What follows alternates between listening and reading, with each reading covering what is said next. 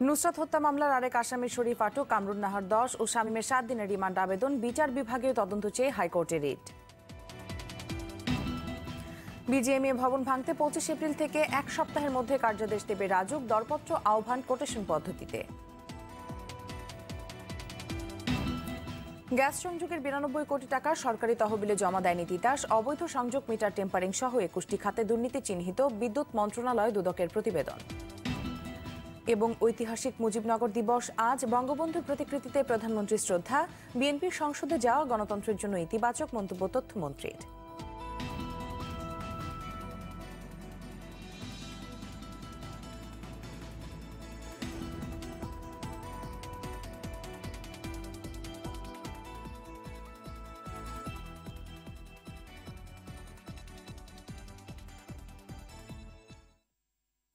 আসসালামু আলাইকুম, স্বাগত জানাচ্ছি আরটিভির দুপুরের সংবাদে। শুনছিলেন মার্কেন্টাইল ব্যাংক সংবাদ শিরোনাম। পুরো সংবাদে আপনাদের সাথে আছি আমি পারভিন মিতু। আলোচিত নুসরাত হত্যাকাণ্ডের আরেক পরিকল্পনাকারী শরীফকে গ্রেপ্তার করেছে police bureau of investigation PBI. সকালে তাকে আটকের কথা নিশ্চিত করেন ফেনী জেলা পিবিআইয়ের অতিরিক্ত বিশেষ পুলিশ সুপার মনিরুজ্জামান। এ নিয়ে এ মামলায় এখন পর্যন্ত গ্রেপ্তারের সংখ্যা 14 জনে দাঁড়ালো। ঘটনার দিন শরীফ গেটে পাহারায় ছিল। এদিকে আটক কামরুন নাহার মনিরের 5 দিনের রিমান্ড মঞ্জুর করেছেন আদালত। নুসরাত মামলার অগ্রগতি জানতে পুলিশ সদর দপ্তর থেকে আজ ফেনী পৌঁছাবে 5 সদস্যের তদন্ত দল। ডিআইজি রুহুল আমিনকে প্রধান করে 2 জন পুলিশ সুপার, 2 জন অতিরিক্ত পুলিশ সুপার ও 1 জন পরিদর্শক থাকবে দলে।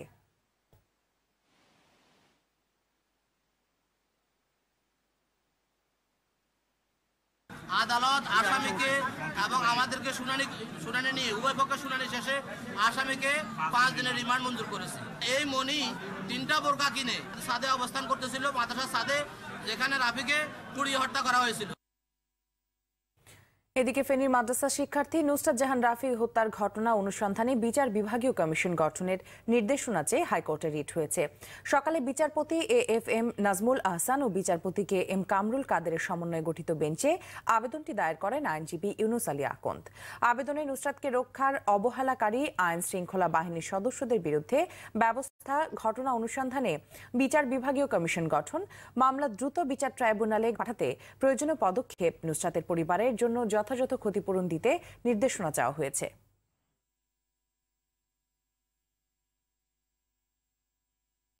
নুসরাত হত্যাকাণ্ডে যেন ফুঁসছে গোটা ফেনী। সকাল থেকে সিরাজ সহ হত্যাকাণ্ডে জড়িতদের ফাঁসির দাবিতে উত্তাল হয়ে ওঠে সোনাগাজী সহ গোটা ফেনী জেলা। সোনাগাজী প্রেস ক্লাবে মানববন্ধন করে সাংবাদিক সমাজ। পরে বিভিন্ন প্রতিবাদী ব্যানার ও ফেস্টুন নিয়ে রাস্তায় নামে বিভিন্ন স্কুল, কলেজ ও বিশ্ববিদ্যালয়ের শিক্ষার্থীরা। এ সময় প্রধান আসামি সিরাজের বিরুদ্ধে স্লোগান দেয় তারা। এতে নুসরাতের নিজ মাদ্রাসা ছাড়াও বিভিন্ন মাদ্রাসার ছাত্রীরা বিক্ষোভে নামেন। এ সময় শেষ চিঠিতে দেশের মানুষের কাছে অন্যায়ের প্রতিবাদ করার যে আকুতি নুসরাত জানিয়েছিল তা তুলে ধরা হয়।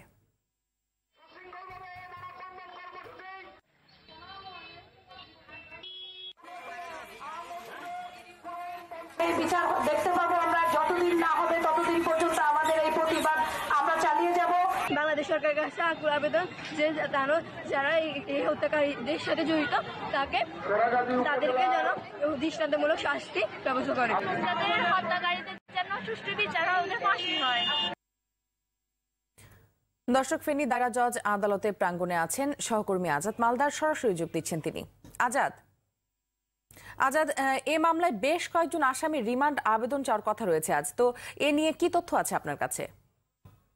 জানিয়ে রাখি যে ফেনী সোনাগাজী নুসরাত হত্যাকাণ্ডের ঘটনায় জড়িত এই পর্যন্ত 16 জনকে আটক করেছে। তার মধ্যে গত রাতে কামরুন নাহার মনি, তাকে আটক করে পিবিআই আজকে আদালতে উঠেছে এবং তাকে আদালতে চিফ জুডিশিয়াল ম্যাজিস্ট্রেটের আদালতের বিচারক এই শরাফুদ্দিন তিনি 5 দিনের রিমান্ড মঞ্জুর করেছেন। যদিও পিবিআই 10 দিনের রিমান্ডের আবেদন করেছেন, আদালত 5 দিনের রিমান্ড মঞ্জুর করেছেন। পাশাপাশি আজকে এই অজ্ঞাতনামা আরো একজন শরীফ নামে একজনকে আটক করেছে এবং শামীম নামে আরেকজনকে আটক করেছে।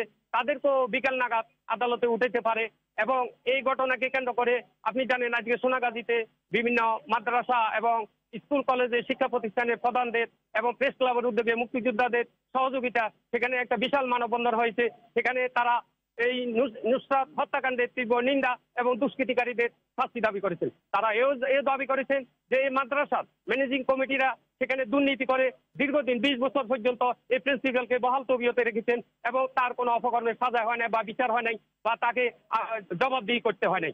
এটার জন্য প্রশাসনকে দায় এড়াতে এড়িয়ে যেতে পারেন না। পাশাপাশি ম্যানেজিং কমিটি এটার সাথে সক্রিয়ভাবে জড়িত, যেহেতু যেভাবে প্রশাসন এই নুসরাত জাহানকে তার নিজ পক্ষে ওসি মোয়াজ্জেম হোসেন তার নিজ পক্ষে নিয়ে তার ভিডিও কনফারেন্স সোশ্যাল মিডিয়াতে ছেড়ে দিয়েছেন, এই ঘটনা তাকে সাসপেন্ড করা হয়েছে এবং তার এটাও শাস্তি দাবি করেছেন। পাশাপাশি এখানে আরো অনেক রাঘব বল জড়িত আছে, তাদেরকে খতিয়ে দেখার জন্য এখানে ঢাকা থেকে একটি তদন্ত 5 সদস্য বিশিষ্ট একটি তদন্ত কমিটি এখানে এসেছে। তারা এটা তদন্ত করতেছেন। ডিআইজি SM নেতৃত্বে ডিআইজি নেতৃত্বে এই ঢাকা থেকে একটি টিম এসেছে। তারা অচিরেই এখানে সোনাগাজীতে পরিদর্শন করবেন এবং এই ঘটনার তদন্ত করবেন। তারা এই ঘটনা কে জড়িত, কারা কারা রাঘব বল জড়িত, তাদেরকে এই আইনের আমলে আনার ব্যবস্থা করবেন।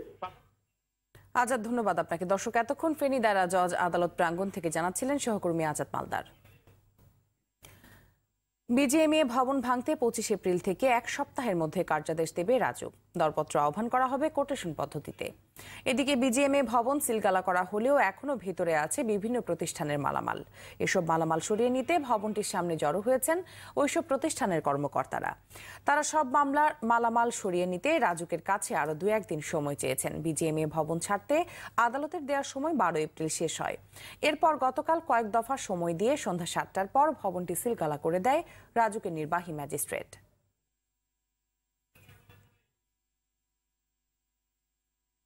দর্শক, এই মুহূর্তে হাতের ঝিলে আছেন সহকর্মী নাজিব ফরাজি, সরাসরি যোগ দিচ্ছেন তিনি। নাজিব, বিজিএমইএ ভবন ভাঙার প্রক্রিয়া সম্পর্কে আপনার কাছে কি তথ্য আছে? মিতু, গতকালকে এই ভবনটি সিলগালা করার পর যেসব প্রতিষ্ঠানের মালামালগুলো সরাতে পারেননি সেসব প্রতিষ্ঠানের লোকজন কিন্তু সকাল থেকে বিজিএমইএ ভবনে এসেছিলেন এবং তারা চলেও গিয়েছেন। ভবনটি এখন পুলিশি হেফাজতে রয়েছে এবং এখানে আজকে এখন পর্যন্ত রাজুকের কোনো কর্মকর্তা কেউই আসেননি। আমরা রাজুকের যে নির্বাহী ম্যাজিস্ট্রেট এবং পরিচালক প্রশাসন তার সঙ্গে কথা বলেছি। তিনি বলেছেন যে তারা আজকে আর এই ভবনে আসবেন না।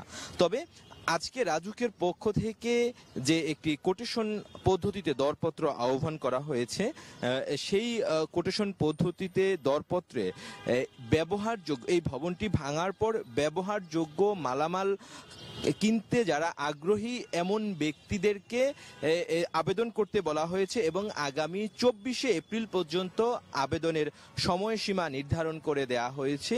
এই সময়ের ভেতরে যে যারা আবেদন করবেন তাদের সেখানে শর্ত দেওয়া হয়েছে যে যারা এই বহুতল ভবন ভাঙার অভিজ্ঞতা যেসব প্রতিষ্ঠানের আছে তারাই কেবল আবেদন করতে পারবে এবং আবেদন 24 তারিখ পর্যন্ত করতে পারবে। এবং আবেদনে আরও বলা হয়েছে যে এই ভবন ভাঙার যে খরচ, ভবনটি যারা ক্রয় করবেন তার 10% অর্থ রাজুককে জমা দিতে হবে। তো এটি যেহেতু রাজুকের পক্ষ থেকে দরপত্র আহ্বান করা হয়েছে, অন্যদিকে কিছুক্ষণ আগে সচিবালয়ে কিন্তু গৃহায়ন ও গণপূর্তি সম রেজাউল করিম তিনি ব্রিফিংয়ে জানিয়েছেন যে 25 তারিখ থেকে 1 সপ্তাহের মধ্যেই কিন্তু ভবন ভাঙার কার্যক্রম শুরু করা হবে। এরপর আদালত যে 3 মাসের কথা বলেছে এবং টেন্ডারেও যে 3 মাস সময় দেওয়া হয়েছে সেই 3 মাস সময় পাবেন ভেঙে ওগুলো অপসারণ করার জন্য। তবে নাজিব, ধন্যবাদ আপনাকে। দর্শক, এতক্ষণ হাতের ঝিল থেকে জানাচ্ছিলেন আমাদের সহকর্মী নাজিব ফরাজি। অবৈধ গ্যাস সংযোগ, মিটার টেম্পারিং সহ তিতাসের 21টি খাতের দুর্নীতি চিহ্নিত করেছে দুর্নীতি দমন কমিশন দুদক। দুর্নীতি প্রতিরোধে 12 দফা সুপারিশ দিয়ে বিদ্যুৎ ও জ্বালানি মন্ত্রণালয়কে ব্যবস্থা নিতে বলেছে দুদক। বুধবার মন্ত্রণালয়ে উপস্থিত হয়ে দুদক কমিশনার মোজাম্মেল হক খান বিদ্যুৎ প্রতিমন্ত্রী নসরুল হামিদের কাছে সুপারিশগুলো প্রতিবেদন আকারে জমা দেন।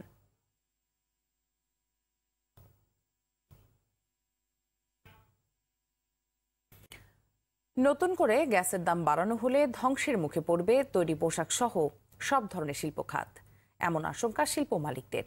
তারা বলেছেন যখন তখন গ্যাসের দাম না বাড়িয়ে আগামী 10 বছরের জন্য শিল্প জ্বালানির নীতি করা দরকার। অন্যদিকে প্রত্যেকটি গ্যাস কোম্পানির লাভে আছে দাবি করে বিশেষজ্ঞরা বলছেন এই মুহূর্তে গ্যাসের দাম বাড়ানো পুরোপুরি অযৌক্তিক। গ্যাস খাত নিয়ে সেলিম মালিকের ধারাবাহিক রিপোর্টের তৃতীয় পর্ব, ছবি তুলেছেন নিহার নন্দী।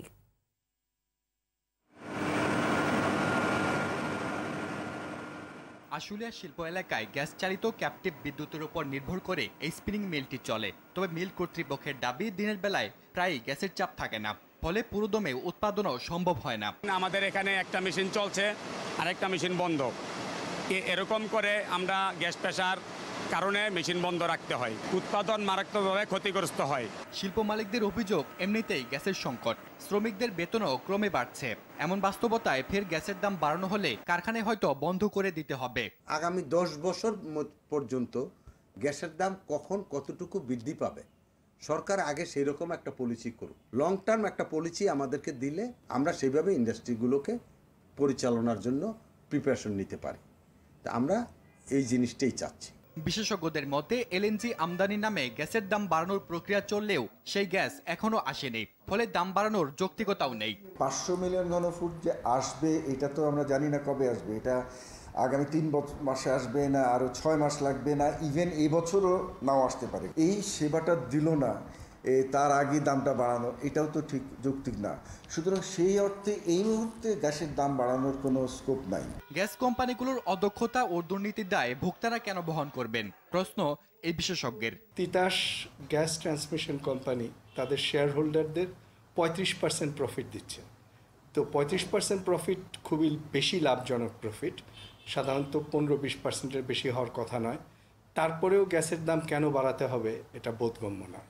সুতরাং প্রফিটের দৃষ্টিভঙ্গি থেকে এটা যৌক্তিক না। গণশুনানি করে ভোক্তা পর্যায়ে 103% পাশাপাশি শিল্প খাতে 132% হারে গ্যাসের দাম বাড়ানোর অযৌক্তিক প্রস্তাব দিয়েছে তিতাস সহ দেশের 7টি গ্যাস কোম্পানি। সামাজিক দায়বদ্ধতার প্রতি শ্রদ্ধা রেখে আপনি এটি বিবেচনা করবেন। সেলিম মালিক, আরটিভি, ঢাকা।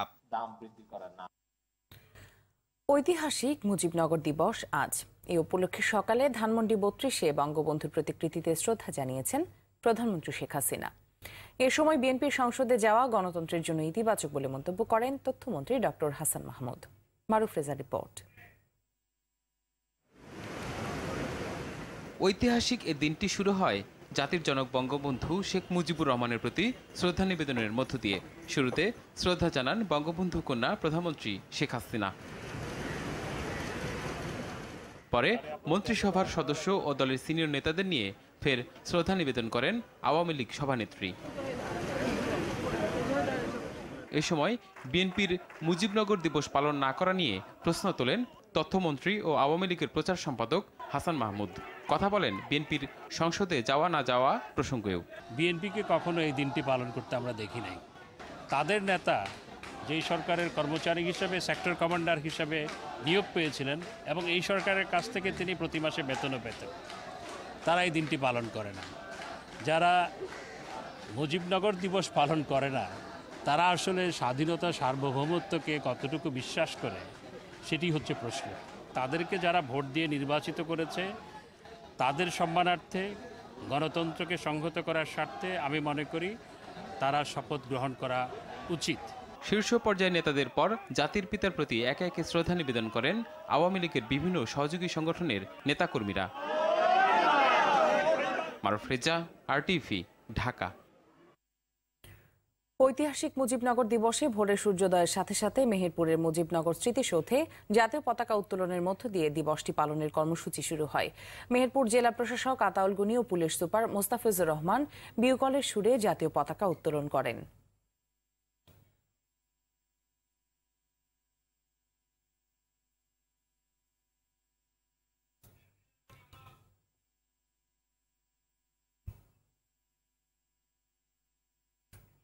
নুসরাতকে নিরাপত্তা দিতে রাষ্ট্র ব্যর্থ হয়েছে বলে মনে করেন বিএনপির মহাসচিব মির্জা ফখরুল ইসলাম আলমগীর। এর দায় রাজনীতিবিদদের নিতে হবে বলেও মনে করেন তিনি। বলেন, রাজনীতিবিদদের হিংসায় ধ্বংস হয়ে যাচ্ছে একটি সুন্দর বাংলাদেশ। বিএনপি নেতা ইলিয়াস আলী গুমের 7 বছর পার হলেও এখনো তার কোনো সন্ধান মেলেনি।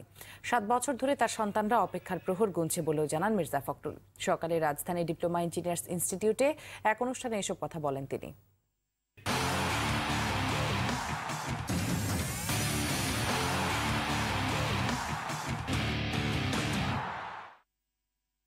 মধুমতি ব্যাংক বঙ্গমাতা আন্তর্জাতিক গোল্ড কাপের খবর। বাংলাদেশের নারী ফুটবল সঠিক পথে এগোচ্ছে, তবে পরবর্তী ধাপে উঠতে আরো অনেক কাজ করতে হবে। আরটিভির সঙ্গে একান্ত সাক্ষাৎকারে এসব কথা বলেন কলম্বিয়ান ফুটবল প্রশিক্ষক জেসিকা হুরতাদো। বঙ্গমাতা আন্তর্জাতিক গোল্ড কাপ এরই একটি অংশ বলে মনে করেন জেসিকা। বাংলাদেশের নারী ফুটবলের অগ্রগতি দেখে মুগ্ধ Colombian footballer Catherine Fabiola Castro Munoz. Aranya গফুরের বিশেষ রিপোর্ট।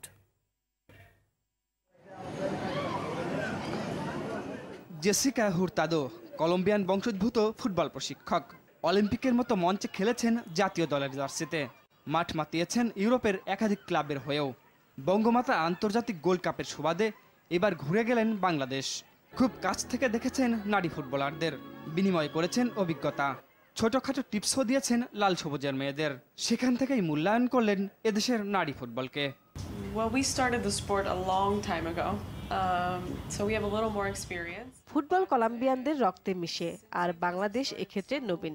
যদিও অল্প সময়ে বেশ উন্নত করেছে এসব মেয়েরা। তাদের অগ্রযাত্রায় মনে হচ্ছে সঠিক পথেই আছে এদেশের ফুটবল, তবে অন্য লেভেলে যেতে আরো কাজ করতে হবে। There's a lot of support, which is nice, and I think the difference is that দুবাইতে রোনালদিনহোর প্রতিষ্ঠানে প্রশিক্ষকের কাজ করছেন জেসিকা। রয়েছে অপরচুনিটি থ্রু স্পোর্টস নামের নিজের প্রতিষ্ঠানও। বাংলাদেশের মুগ্ধতায় এসবের মাঝেও সুযোগ পেলে বড় পরিসরে কাজ করতে চান মৌসুমী সানজিদাদের নিয়ে। অল্প দিনের এই সফরে যথেষ্ট খোরাক পেয়েছি। ভালো প্রস্তাব পেলে এদেশের মেয়েদের নিয়ে দীর্ঘমেয়াদেও কাজ করতে পারি। long term plan for women's football, and I think it's if I can be a part of it, I don't see why not. আর কলম্বিয়ার হয়ে বিশ্বকাপে খেলার অভিজ্ঞতা সমৃদ্ধ 27 বছর বয়সী ক্যাথরিন কাস্ত্রো এখন খেলছেন কলম্বিয়া লিগের বড় দল ন্যাসিওনালে।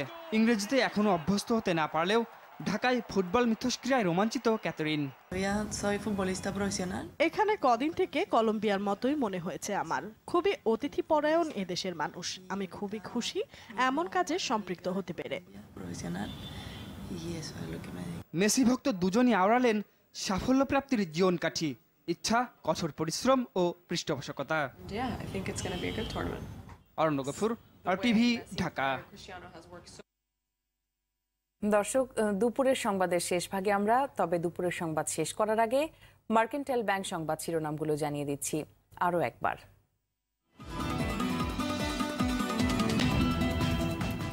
নুসরাত হত্যা মামলার আরেক আসামি শরীফ আটক, কামরুন নাহার 10 ও শামীমের 7 দিনের রিমান্ড আবেদন, বিচার বিভাগীয় তদন্ত চেয়ে হাইকোর্টে রিট। বিজিএমইএ ভবন ভাঙতে 25 এপ্রিল থেকে এক সপ্তাহের মধ্যে কার্যাদেশ দেবে রাজউক, দরপত্র আহ্বান কোটেশন পদ্ধতিতে। গ্যাস সংযোগের 92 কোটি টাকা সরকারি তহবিলে জমা দেয়নি তিতাস, অবৈধ সংযোগ, মিটার টেম্পারিং সহ 21টি খাতে দুর্নীতি চিহ্নিত, বিদ্যুৎ মন্ত্রণালয় দুদকের প্রতিবেদন।